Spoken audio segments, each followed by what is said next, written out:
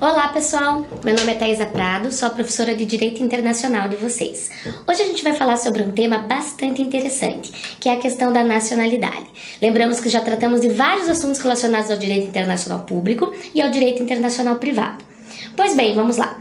A nacionalidade é um tema extremamente importante, não só para o direito internacional, mas ela acaba trazendo também relevâncias e consequências para as mais variadas áreas do direito.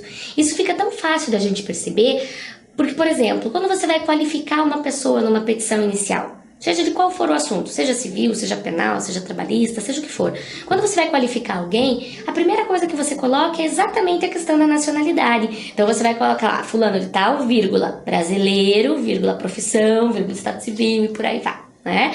Então a gente percebe que você saber quem a pessoa é em relação ao país que ela se encontra, né? Se ela é nacional nato, se ela é nacional naturalizado, se ela é estrangeiro. Isso é óbvio que vai ter relevância para as mais variadas áreas do direito. Então, não só para o direito internacional, mas também para o direito constitucional e para as outras demais áreas, a questão de saber se a pessoa é ou não nacional e em qual condição ela se encontra é extremamente importante. Muito bem, aí aqui a gente já começa falando de alguns critérios determinantes da nacionalidade. E aqui os dois são dois termos em latim que a gente fala de ius solis e ius sanguinis. Na verdade, o próprio nome já nos dá a ideia mais ou menos sobre o que se trata. Quando você fala ius solis, você quer dizer o direito pelo solo, né, pelo território. E o ius sanguinis, sanguinis, sangue, né? Então o direito pela hereditariedade. Aqui o que eu estou querendo dizer? Que quando você vai ver da onde que aquela pessoa é nacional, essa nacionalidade ela pode ser determinada por dois fatores. O primeiro é o ius solis, isso quer dizer que vai se determinar pelo lugar em que ela nasceu, né? Então a pessoa nasceu no Brasil, pelo critério do ius solis é brasileira. Nasceu, por exemplo, nos Estados Unidos, pelo critério do ius solis é norte-americana. Então é você dizer quem aquela pessoa é em relação ao local de seu nascimento. Já o ius sanguinis é você determinar pela hereditariedade. O próprio nome já diz, né, critério de sangue, né, de hereditariedade. Então aquela pessoa é filho, é neto de alguém que tem aquela nacionalidade, aquilo daria direito a ela ter a nacionalidade também. Então no caso do Brasil, a gente sabe que os dois critérios são adotados. Tanto você nascendo no Brasil, como você sendo filho de pai ou mãe brasileira, você pode ter direito à nacionalidade brasileira. Mas a gente já vai ver bem certinho como é que funciona, quais são os requisitos específicos.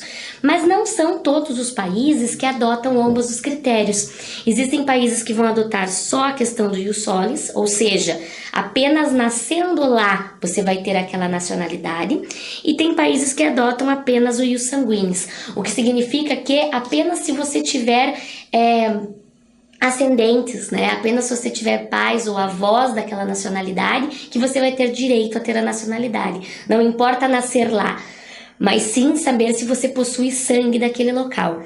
Claro que não é uma regra, e a ideia é que com o passar do tempo, os países vão adotando cada vez mais os dois critérios. Mas hoje, se a gente for fazer uma análise superficial, a gente percebe que a grande maioria dos países subdesenvolvidos e do novo mundo, né, subdesenvolvidos em desenvolvimento ou do novo mundo, que seria aqui Américas, África, adotam de alguma forma o ius solis. E países europeus, em sua grande parte, adotam o critério do ius sanguinis. Mas veja, não é uma regra. Quando você for tentar descobrir quem é quem, vale a pena fazer uma pesquisa no caso concreto.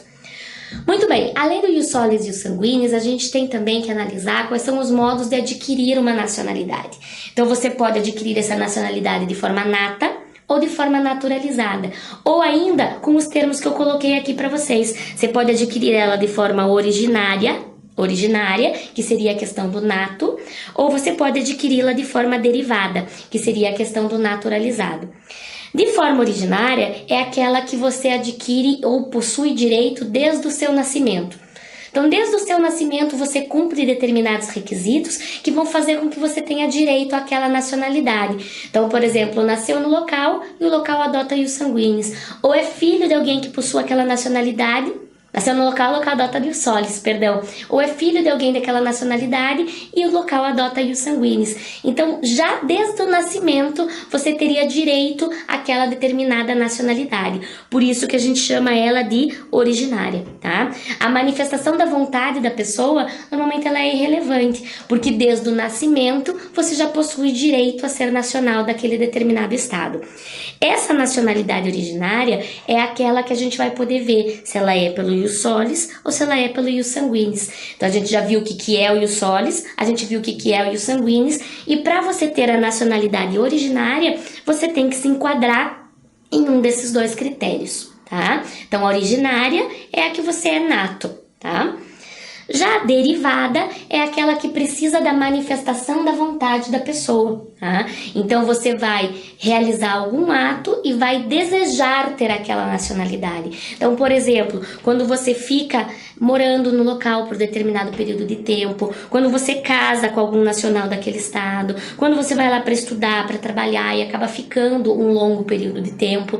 Então, a nacionalidade derivada é aquela que se dá pela naturalização. Tá?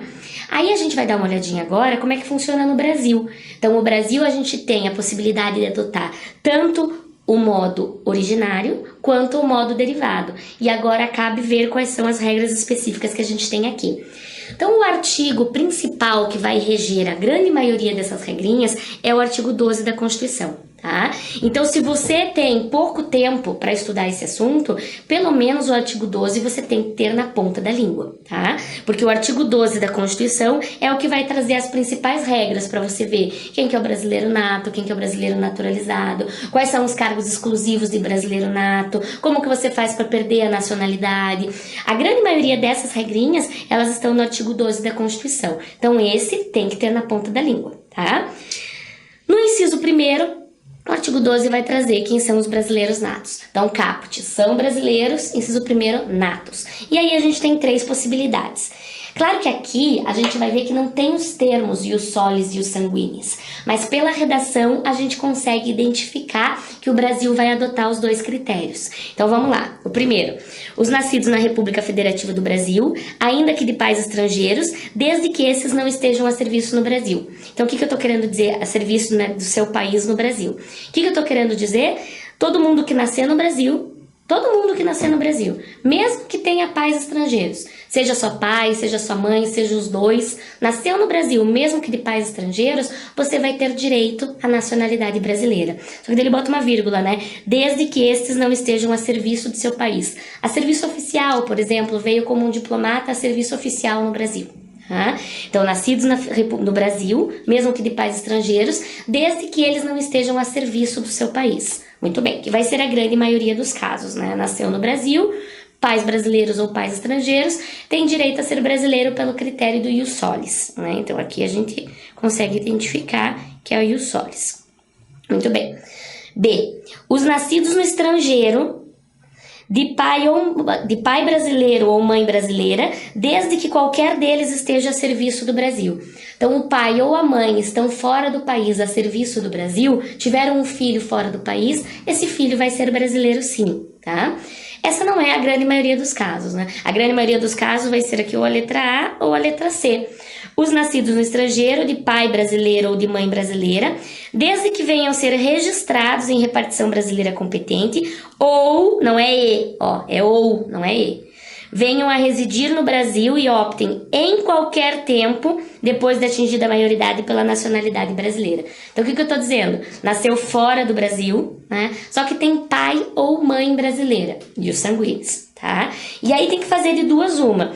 Ser registrado numa repartição competente. Ai, credo, que burocrático, tem que registrar. Sim, quando a pessoa nasce dentro do Brasil, você não tem que registrar também? Né? O neném nasceu aqui no Brasil, você vai ter que registrar no cartório, não vai? Então, se nasceu fora do Brasil, você vai ter que registrar numa repartição consular competente. Porque, afinal de contas, como é que o Brasil vai adivinhar que essa criança nasceu? Né? Não consegue adivinhar nem se nasceu aqui, nem se nasceu fora. Então é óbvio que você de alguma forma tem que informar o Estado, né? Então ou você faz o registro na repartição brasileira competente, ou vindo residir no Brasil, opte em qualquer tempo, ou seja, não existe um prazo, tá? Depois de atingida a maioridade pela nacionalidade brasileira. Então, a pessoa é filho de pai brasileiro, a mãe é estrangeira, nasceu fora do Brasil, não fizeram o registro na repartição consular. Hoje, essa criança que nasceu fora do Brasil tem 30, 40, 50 anos. Vem para o Brasil, pode optar pela nacionalidade brasileira. E mais, optando pela nacionalidade brasileira, vai ser brasileiro nato, porque essa é uma das hipóteses do artigo 12. Então, não é brasileiro naturalizado, mesmo tendo nascido no estrangeiro, não tendo sido registrado na época e só vindo para o Brasil com, 40 anos de idade. Por quê? Porque o pai era brasileiro. Então, ele vai ter direito a ser brasileiro nato. Muito bem. Aí a gente tem, no inciso 2º, duas hipóteses de naturalização. Tá? Existem outras, que a gente já vai ver, que estão previstas no Estatuto do Estrangeiro. Mas o artigo 12, no seu inciso 2º, ele traz essas duas hipóteses pra gente. Então, a primeira, para todos aqueles que adquirem a nacionalidade brasileira, exigida a pessoas que advêm de países de língua portuguesa. Tá? Se é uma pessoa que advém de um país originário de língua portuguesa, basta a ela residência por 1 ano e idoneidade moral. Então, veja, é pouco tempo, né? Então, se vem de um país de origem de língua portuguesa, basta 1 ano e idoneidade moral. Aí você pensa, tá, beleza, país de origem de língua portuguesa. E se vier de qualquer outro lugar que não fale o português? Aí muda para quanto? Se para a língua portuguesa é 1 ano, e para os demais, quanto tempo que fica? Bom, na Constituição, a gente tem a hipótese da naturalização extraordinária, que daí de 1 aninho, que é de pessoas originárias de língua portuguesa, esse prazo aumenta e aumenta para 15. Tá? Então é uma diferença bastante considerável. Vocês falam assim, não, mas eu ouvi falar de um que é menos tempo, que é 4 anos, né? Não tem? Tem, calma. Mas é uma hipótese que está prevista no Estatuto do Estrangeiro. Na Constituição, no artigo 12, a gente tem essas duas hipóteses. 1 ano, se for alguém que venha de um país que tenha como língua, né, originária a língua portuguesa. Se for de qualquer outro idioma, pula para 15, tá? Então vamos ver aqui a linha B. Estrangeiros de qualquer nacionalidade, residentes no Brasil há mais de 15 anos e sem condenação penal, desde que requeiram a nacionalidade brasileira, tá? Então essa é a que a gente denomina de naturalização extraordinária. Nossa, que flechinha horrorosa. Pronto, agora ficou bom, né? Então, se é de origem portuguesa, 1 ano. Se é de qualquer outra origem, a Constituição traz essa hipótese de 15 anos. Mas não existem outras? Existem, tá? Então, aqui estão as principais modalidades de naturalização, fora essa de 1 aninho da língua portuguesa. Então, tem a comum, que é a que a gente já vai ver um pouquinho mais de detalhes, que está prevista no Estatuto do Estrangeiro. A extraordinária, que é essa prevista na Constituição dos 15 anos. A especial, que é para o estrangeiro casado com diplomata brasileiro há mais de 5 anos, ou estrangeiro que tenha mais de 10 anos de serviço ininterrupto em missão diplomática no Brasil, né? Então, vocês vejam, de 15, que seria o que está previsto na Constituição, baixa para 5, se ele for casado com diplomata brasileiro, ou para 10, se ele tiver serviços ininterruptos a missões diplomáticas ou em repartição consular brasileira. Tá? Então, de 15 já diminui um pouco, se for casado 5, se tiver em serviço 10. E a gente teria ainda a naturalização provisória, que é para o estrangeiro que ingressa no Brasil, né, no país, nos seus primeiros 5 anos de vida e estabelece território, estabelece residência definitiva aqui. Então, a provisória é para o estrangeiro com menos de 5 anos, a especial é para caso de casamento ou de serviços prestados em diplomacia, extraordinária é prevista na Constituição, que são os 15 anos, e a comum, que é a que a gente vai falar um pouquinho mais agora. A comum, ela também pode ser chamada de naturalização ordinária, tá? Que ela é prevista no Estatuto do Estrangeiro e ela vai trazer no seu artigo 112 quais são as condições, quais são os requisitos para que possa ser pedida essa naturalização. E aqui a gente já percebe que um dos principais requisitos é o prazo, que diminui bastante. Enquanto a extraordinária da Constituição nos coloca 15 anos, a ordinária aqui, ó, nos coloca 4 anos. Tá? Então, bastam 4 anos, além de outros requisitos, como, por exemplo, aqui, inexistência de denúncia, pronúncia ou condenação no Brasil ou no exterior por crime doloso, que seja combinada com pena mínima de prisão superior a 1 ano. Outra questão que é bastante importante aqui na naturalização ordinária é a questão do inciso 4º, ó. ler e escrever a língua portuguesa, tá? Então, às vezes você pensa, mas a pessoa já tá aqui há mais de 4 anos, por que ela não pediu a ordinária, ela tá esperando a extraordinária?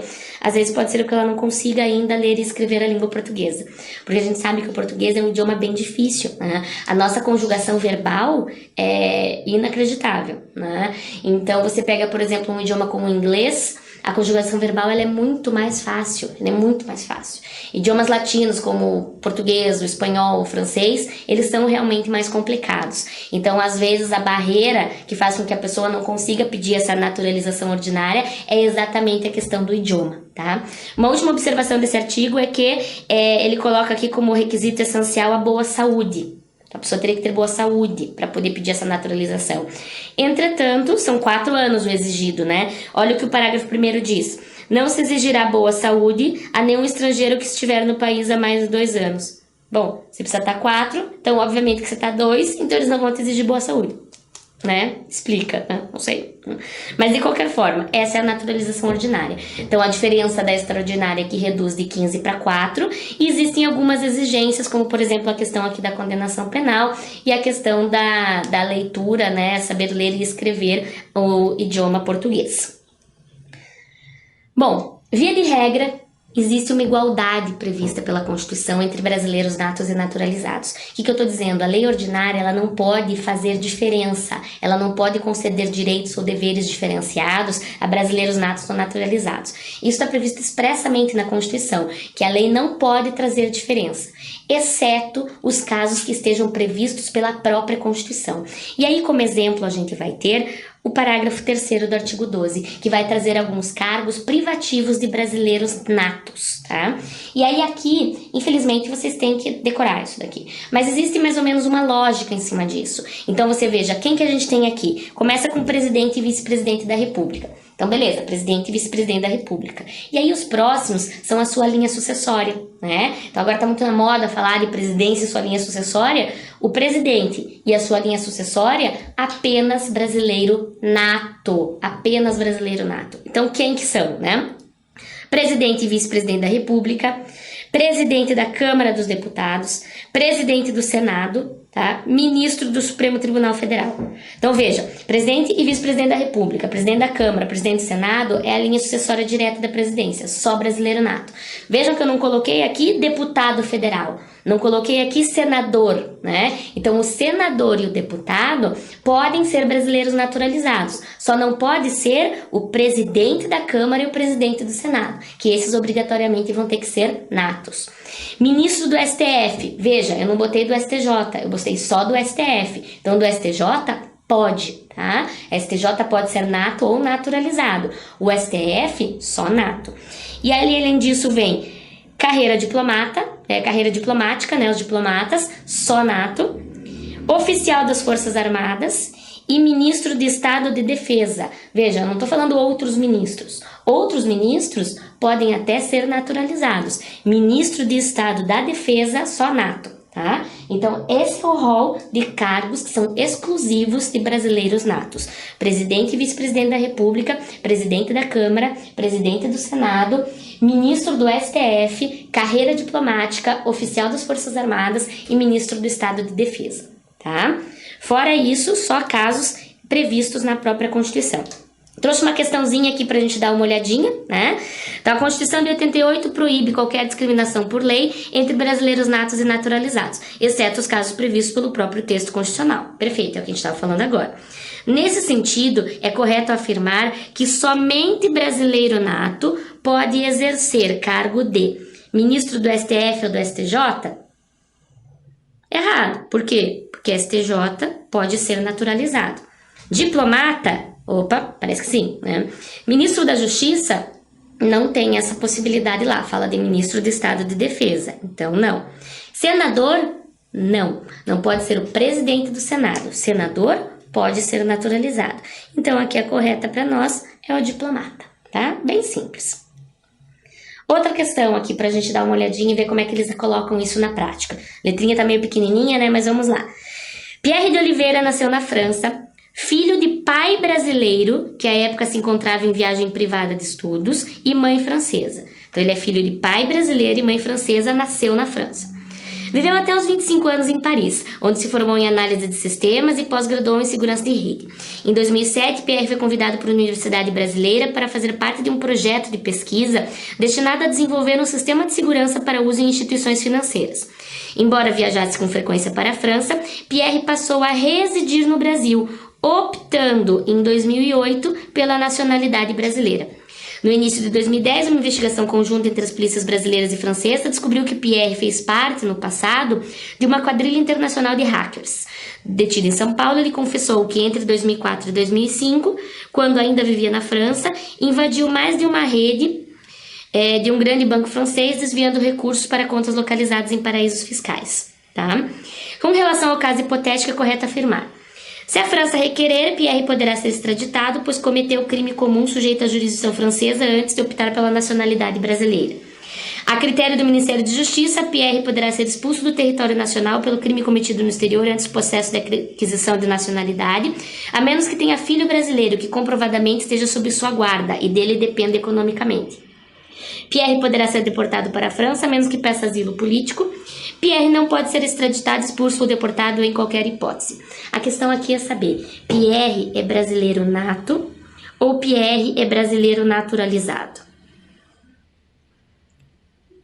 Nossa, a letra ficou bonita, né? Qual deles que Pierre é? Né? Então veja, ele é filho de pai brasileiro, então tá aqui, pai brasileiro. Nasceu na França, mas depois ele veio para o Brasil e optou por ter a nacionalidade brasileira. Essa é a hipótese do artigo 12, inciso 1, a linha C. Né? Ele optou a qualquer tempo pela nacionalidade brasileira, ou seja, Pierre aqui é brasileiro nato. Tá? E sendo brasileiro nato, Pierre não poderá ser extraditado, expulso ou deportado em qualquer hipótese. Sendo brasileiro nato, não pode. Se fosse naturalizado, aí a questão é diferente. Mas como ele é nato, porque a gente conseguiu ver que se enquadra numa das hipóteses do artigo 12, inciso 1º, ele não pode ser extraditado, por ser brasileiro nato. Apenas para saber que nacionalidade e cidadania não são sinônimos, né? Nacionalidade é o vínculo que liga alguém a um estado, cidadania é um status do nacional, o direito de você exercer a cidadania, por exemplo, o direito de você votar ou ser votado, tá? Então, cidadania e nacionalidade não são sinônimos. Existe também uma observação que a gente tem que fazer em relação ao relacionamento que possuímos Brasil e Portugal, tá? Existe uma equiparação do português e do brasileiro não nato. Tá? Então, o português, desde que se cumpra aqui determinados requisitos que a gente já vai ver, ele pode ser equiparado ao brasileiro naturalizado, ou seja, não vai poder ter aqueles cargos dos brasileiros natos. Então, presidente, vice-presidente, presidente da Câmara, presidente do Senado, mas outros cargos, o português ele pode até ter, sem precisar fazer a naturalização, tá? Porque ele é equiparado ao brasileiro naturalizado, desde que cumpra determinados requisitos. Esses requisitos estão previstos num tratado internacional que o Brasil assinou com Portugal, que a gente conhece como Tratado de Amizade, Cooperação e Consulta, assinado e ratificado no ano 2000. Tá? Então, graças a esse tratado, existe a possibilidade de você equiparar o brasileiro ao português, né, naturalizado, e o português ao brasileiro naturalizado, desde que se cumpram determinados requisitos. Esse português no Brasil, o que ele vai ter que fazer? Ele vai ter que observar quais são esses requisitos e ele vai fazer um pedido ao ministro da Justiça, tá? Para que ele tenha acesso a direitos civis, ele só tem que mostrar a capacidade civil, segundo a lei brasileira, a residência permanente no Brasil e o gozo da nacionalidade portuguesa. Agora, se ele quiser também ter direitos políticos, ele também pode. Ele pode até aguardar e pedir os dois ao mesmo tempo, né? Só que daí, para direitos políticos, o prazo que ele está no Brasil deve ser respeitado. E o prazo que eles colocam aqui como mínimo é de 3 anos, tá? Então, para os direitos políticos, ele vai precisar residência no território brasileiro pelo prazo de 3 anos, saber ler e escrever o português e ter direitos políticos no estado de sua nacionalidade. Então, ele não pode ter perdido ou ter tido cassado seus direitos políticos lá em Portugal. Então, o que eu estou dizendo? O português que estiver há 3 anos no Brasil, ele pode pleitear ao Ministério da Justiça, ter direitos civis e políticos tal qual um brasileiro naturalizado, sem precisar fazer a naturalização. Isso significa que ele vai poder, por exemplo, votar e ser votado. E ser votado em qualquer um daqueles cargos que não sejam os específicos do parágrafo 3º, tá? Isso só funciona desde que exista a reciprocidade. Então a gente faz isso para eles aqui, desde que eles façam a mesma coisa para nós lá em Portugal. Então funciona na base da reciprocidade. Uma outra observação em relação aos apátridas, né? Quem são os apátridas? São aqueles que por algum motivo não têm uma nacionalidade. Então, também conhecido como eimátulos, né? Apátrida. A normalmente é prefixo de negação, né? Apátrida, não pátria, sem pátria. Aquele que não detém nacionalidade. Isso normalmente vai acontecer quando a gente tem, por exemplo, uma pessoa que é oriunda de um país de solis, e ela acaba tendo um filho num país que adota só os sanguíneos. O que aconteceu? Esse filho não vai ter a nacionalidade daquele estado de sua origem, porque lá é só ius solis, tem que nascer lá, né? Mas ele também não tem a nacionalidade de onde ele nasceu, porque adota só ius sanguíneos e ele não tem o sangue daquele local. O que pode acontecer é que essa pessoa fica em um limbo jurídico sem nacionalidade. Claro que é um problema, né? Claro que existem tratados internacionais tentando resolver essa situação. O Brasil, inclusive, é signatário, tá? Isso significa que a gente aqui vai fazer o quê? Vai tratar esses apátridas da mesma forma, o mesmo tratamento que a gente concede aos nossos refugiados. Ou seja, possibilidade de expedir documento, possibilidade de trabalhar, possibilidade da pessoa ter uma vida digna, né? Mas vejam, isso não são todos os estados que fazem. Então hoje a gente tem uma situação em que existem cerca de 12 milhões, né? Existem cerca de 12 milhões de apátridas no mundo que acabam ficando à beira de um sistema jurídico, aguardando uma regulamentação, né? E o que fica complicado porque isso cabe a cada estado verificar se eles vão ou não ingressar nesses tratados internacionais e como que eles vão resolver essa situação, tá? Mas só para vocês saberem, isso existe e é sim um problema que está aí presente. Por fim, o brasileiro, né? Como é que funciona, se existe ou não possibilidade do brasileiro perder a nacionalidade brasileira? A gente vê que são critérios distintos, né? Se for um brasileiro naturalizado ou se for um brasileiro nato. Via de regra, o nato não perde por ter cometido algum ato diferente, né? Ele vai perder se ele adquirir outra nacionalidade. Mas aí também existem requisitos que a gente tem que observar. Então, por exemplo, teu avô era italiano, aí você adquiriu a nacionalidade italiana. Você vai perder a brasileira? Não, não vai, se acalma, tá? Mas dar uma olhadinha. Essas regras são previstas no parágrafo 4º do artigo 12 da Constituição. Então tá aqui. Será declarada a perda da nacionalidade do brasileiro que, inciso 1º, fala da naturalização, tá?